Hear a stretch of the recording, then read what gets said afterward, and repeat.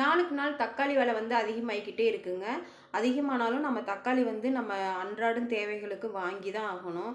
அப்படியே வாங்கிட்டு வந்தாலும் 3 நாள் 4 நாள்லேயே தக்காளி வந்து கெட்டு போயிருதுங்க. அப்படி கெட்டு போகாம இருக்கணும்னா எனக்கு தெரிஞ்ச டிப்ஸ் வந்து நான் சொல்கிறேன் உங்களுக்கு. என்னென்னு பார்த்தீங்கன்னா, தக்காளி வாங்கிட்டு வந்ததுமே நம்ம பாத்திரத்தில் தண்ணி ஊற்றி அதில் உப்புக்கல் போட்டு நல்லா கரைய விட்டு, அந்த உப்பு தண்ணியில் வந்து தக்காளியை வந்து நல்லா அலசி நம்ம பயன்படுத்தினோம்னா வந்து அது 1 வாரம் வரைக்கும் கெட்டு போகிறது இல்லைங்க. நல்லா இருக்குது.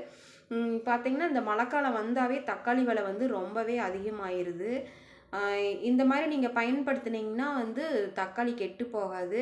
ஒரு தடவையாவது நீங்கள் ட்ரை பண்ணி பாருங்கள். நான் ட்ரை பண்ணி பார்த்தேன். தக்காளி வந்து கெட்டு போகிறதில்ல.